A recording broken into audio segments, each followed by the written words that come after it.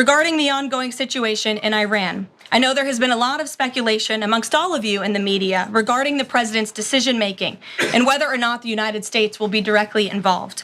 In light of that news, I have a message directly from the president, and I quote, "Based on the fact that there's a substantial chance of negotiations that may or may not take place with Iran in the near future, I will make my decision whether or not to go within the next 2 weeks." It was strange, admittedly, to get updates about the possibility of war from the press secretary rather than from Truth Social, but we'll go with it. So it could be 2 weeks, but is that actually him looking for diplomacy? Is that him buying a little bit of time to set up our attack? Cenk, what do you make of that? Yeah, I'm so curious what you guys think about it, because I think he's trying to, he's basically saying, all right, MAGA and neocons, you guys fight, and then whoever wins and is more popular, I'll go on your side. That's my read of Trump and why he's doing this 2 weeks. Plus, he wants to get Iran back to the negotiating table so that he could declare that, oh, you see that, I was a tough guy, and then I got peace. Oh, that'd be perfect for Trump's brand, right? I'm both tough and anti-war. So he's trying to thread that needle. Whether that'll work is an entirely different question. Which side is he finally going to end up on? Different question. How is MAGA going to react? Different question. And those are all the questions we've got to tackle. Yeah. At the end of the day, look, if we do not directly enter into the war, then on that he gets, I guess, a little bit of anti-war, although that's just maintaining a status quo of Biden didn't go in. But he also said that, with me as president, we have stability. People don't do attacks like Russia did with Ukraine and with Hamas and everything, except that's not the case. Israel felt totally free to attack whoever they want. This isn't even the first place since he became president. So John, he does have to answer for that. Yeah, I just got to jump in real quick on that. Guys, it's even worse than that, right? Because he always says like, oh, that war would have never started if I was president, would have never started, right? But in this case, not only did it start under Trump, but Netanyahu defied Trump in starting the war. He said, I don't care what you think. I don't work for you, you work for me. And I'm gonna start this war, and then you're gonna have to think through for 2 weeks if you're my bitch or not. And so that's the decision Trump's trying to make. So don't tell me that wars wouldn't have started under you when a giant one just started and you're thinking of joining it. Yeah, exactly. But let's try to work through some of the insider information to figure out how likely it is that we will actually get ourselves involved in this war, because there's evidence that points in both directions, and I'm not 100% certain I know exactly what he's thinking. I'm not certain that he knows exactly what he's thinking. But anyway, some are saying in the administration that the 2 week timeline is that he is very worried, seriously worried about the lasting impacts of regime change, which would be nice. It's good to see a president actually thinking through what happens after a regime is toppled. He apparently doesn't want to turn Iran into Libya, said one insider familiar with the deliberations that are going on. He apparently in recent days has specifically mentioned Libya's decade-long plunge into anarchy in 2011 after the US joined a NATO bombing campaign to oust Gaddafi. That's according to 3 different sources. But, and this is where it's much more typical Trump administration stuff, they do believe that if we engage in war and the regime is toppled and stuff like that happens, it isn't actually his fault anyway.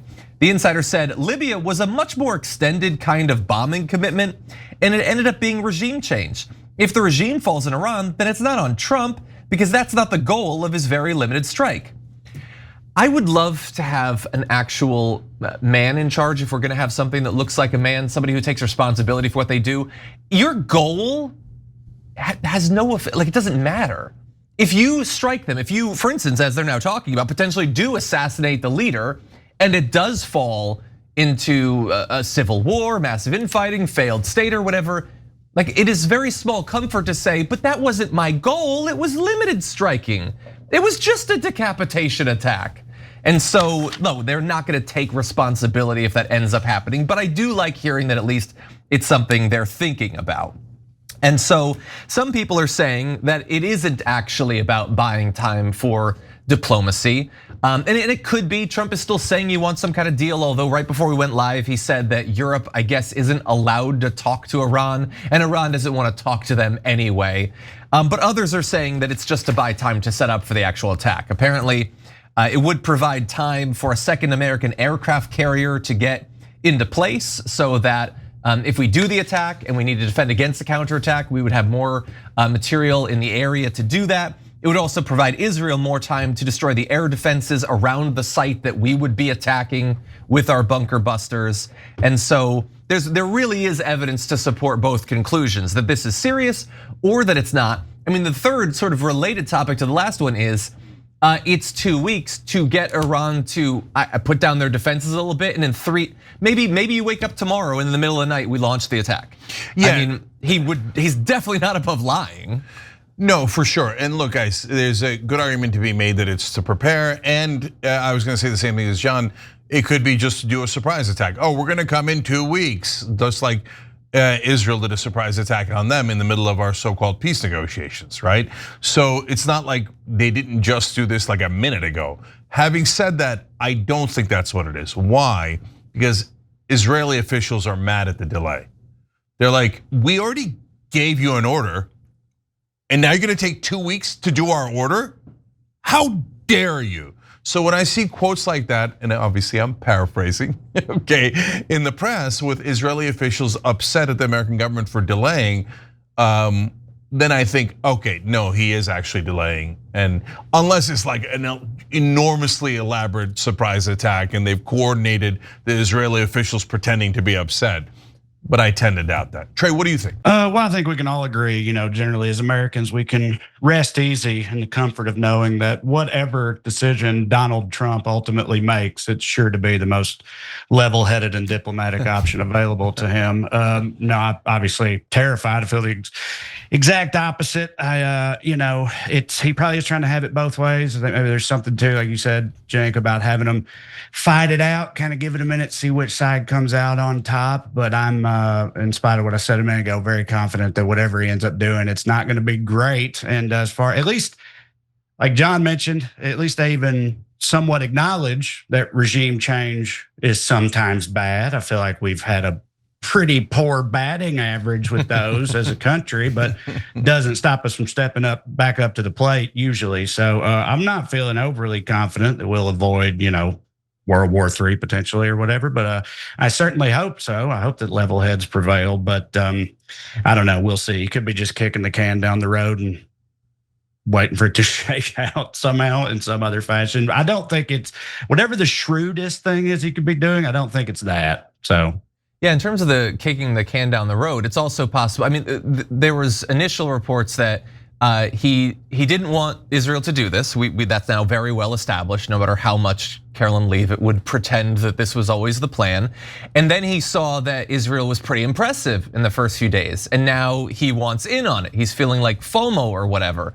And so if the 2 weeks go by and it's still going well, then maybe he thinks, well, this is a pretty safe thing. I can get us involved or whatever. And he's not gonna wanna look weak by virtue of the fact that Israel has just been doing this.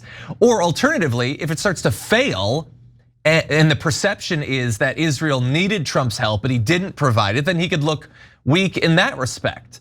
Which is why I just believe that it seems inevitable that we're gonna do something. Now, are we gonna be marching 50,000 soldiers across the border? I don't know, but it's a massive country with a big military and these sorts of things can balloon out of control. I think, and we already know that he approved some sort of strike plans, including potentially the use of these bunker busters. I feel like that's pretty much a lock at this point. Again, I really hope that I am wrong, but I think it's entirely possible that he does that. And if he does that, then it's almost certain that there will be reprisal attacks against the United States or its forces or its allies. And that's very consequential. He could have been, in signing these orders, signing effectively the death warrant for a lot of our soldiers in the region. And he has to know that. And for him to do this when it didn't even seem like this is really like he wanted to be involved. Like I'm always ready to badmouth and give him the least charitable interpretation of his motives. And that's true. I have Trump derangement syndrome, but it doesn't seem like 2 weeks ago he was hot for war with Iran. I'll give him that credit. And so for him to be manipulated or led into it is even more pathetic than him just being the hawk that he could have been or some other Republican president would have been. And so it really is feeling like we're gonna be dragged in. My best bet is we're gonna try to destroy Fordo. and depending on Iranian reprisals, maybe get drawn in, and maybe it becomes a bigger thing. Maybe it becomes a thing that involves years of conflict. I don't know, but there is the Steve Bannon factor. I know we're going to be talking about that later in the show. What do you think? Yeah, so I'm going to touch on that a little bit. There's two things I want to go over. So where do the different parts of the Republican Party stand? So, and who's the most culpable? So the worst of the whole lot are the Republican politicians in Congress. Outside of Thomas Massie, they're all warmongers. Marjorie Taylor Greene is on the bubble. She hasn't joined the War Powers Resolution, which would prevent the president from declaring war. So right now she's full of crap. She hasn't taken action to actually oppose the war. She tweeted. Oh yeah, she tweets, right? And then look, by the way, that's better than not opposing it. And she's doing that because her own voters are pushing her to do that, which I'll come back to. Okay, so, but the Republicans are 99% corrupt. Other than Tom Massie, they all love the idea of this war and can't wait to serve AIPAC loyally. So that's a stone cold fact. If you're a Republican voter out there and you want to defend your precious little politicians, go look at their voting record, go see if they joined Massie in trying to assert constitutional authority for Congress to prevent war. They didn't, okay? So that's clear. Trump is he's in the middle. Why? Because he's a good guy? No, he's in the middle because his base, in my opinion, is largely against the war, but his donors are all for the war. And so he's like, oh, and then he's got surrounded himself with a bunch of neocons that Miri Madelson asked him to hire, and they're all like, sir, this is very dangerous. You'll look really weak and pathetic unless you just absolutely destroy Iran. I mean, are you gonna look so silly and not Trump a bunker buster? I mean, you're looking weaker by the minute now. And you know, Israel did this brilliant strike. Okay, so I'll just pause there for a real quick story. So part of the reason that we first put out a statement saying, hey, we didn't have anything to do with this. Marco Rubio did that on the first night. And then by the morning, Trump had changed to, oh yeah, we were involved. We gave them intelligence. We deserve credit. Wait, why credit, right? Because Fox News ran a segment that morning saying that Israel strikes were brilliant and strong. So Trump then thought, oh, I want to be brilliant and strong. I was in on it. I was in on it. It's my credit for that. Like, he's such a simple-minded guy, right? But the fact that there's a countervailing force is what's so interesting, because that never existed. Guys, we're the longest running show in internet history. I covered the Iraq war before it got started. There was no countervailing force, none, zero on the right. They were all like, yes, let's attack. Okay, 100% of them, including Tucker Carlson at the time, including Donald Trump at the time, all of them. Okay, some of them switched a little later, some of them switched way, way, way later, decades later, right? And pretending they were against it. No, they were all for it, okay? So now, finally we get to the MAGA voters. So no, more than half of them are actually anti-war. I know that a lot of people on the left are like, no way, you're crazy. They're all cult. We're gonna talk more about it later in the show. But guys, why would the voters lie? Like, it's not like MAGA's shy about their opinions. It's not like they're worried about offending you. Like, and all the other issues are like, yeah, goddamn immigrants, round them all up, send in the Marines, right? They're not shy. They're not a politician. They're not taking donor money. They have no reason to lie to you. No, they really don't want the war. Like, and if you say, oh, right, they all work for Laura Loomer. Do they? Because Laura Loomer's fighting Tucker Carlson and Steve Bannon. So if they all follow her orders, does that mean MAGA hates Tucker Carlson and Steve Bannon? No, they're actually split. They're actually split. So now that doesn't mean they're not gonna fall back in line. We'll talk about that later in the show. Okay, so now what do I think is gonna happen? This is the hardest one of all, because Donald Trump nailed it. This is a hilarious beginning to a sentence. Wait for the second half. When he said, nobody knows what I'm gonna do. I'll probably decide in the last second. I'd like to do that. I'm like, yeah, that sounds like him, yep. So even Donald Trump doesn't know what he's gonna do. So we're all guessing, based on what we think we know about Trump, his base, his donors, and all this stuff. So what's my guess? 75-25 that he bombs them, okay? So why? Because Iran is not going to come back to the table and do an unconditional surrender. That's what Trump wants. Now, before, they almost had a deal where Iran said, oh, we'll stop enriching uranium at the military, where we get anywhere near the military level, and we'll enrich uranium under controlled circumstances, monitored for just energy purposes, which is what they were doing in the past, which is basically the Obama deal, right? And Israel said, no, we veto that deal. You have to take away their entire uranium program. But that for them, for whatever reason, is a red line, and that they view that to be a national humiliation if they have to do that. So it is very, very unlikely they'll do that. So since Iran is not going to come back and go, okay, we surrender, dear Donald Trump, he's probably going to take offense at that. He's going to be easier to manipulate. So 75-25 at least that he attacks. And MAGA's not helping at this point because they're retreating, a lot of them, like Bannon and Trump. I mean, Bannon and Tucker, as I'll tell you in a minute, are not in a minute, but a little bit later in the show, are beginning to retreat. Okay, so last thing is, then what do I think is going to happen after the bombing, if that happens? Well, Israel's going to say, not good enough. You didn't destroy their whole facility. You should have dropped a nuke. You should have done ground troops. You should have done regime change. And Israel might assassinate Ayatollah Khamenei, as they are threatening to do now, okay? In which case, we'll be in the middle of a giant mess. And then Trump will get more and more and more unpopular. MAGA will then, the half of MAGA that hated the war will go, what the, I thought we were just dropping a bomb, and now we're in the middle of this giant mess, just like we didn't want to be, right? And this is the super bold prediction. And I understand there's a series of steps to even get to a place where this might happen. But if all that happens, I think that Donald Trump will leave in the middle of the war. And Israel will be like, wait, what? You can't leave in the middle of the war. We're in this war together. And Trump will be like, I don't know, it's costing too much, MAGA doesn't like it. It hurt my popularity. Where's my new bribe? If you don't have a new bribe, I'm gone.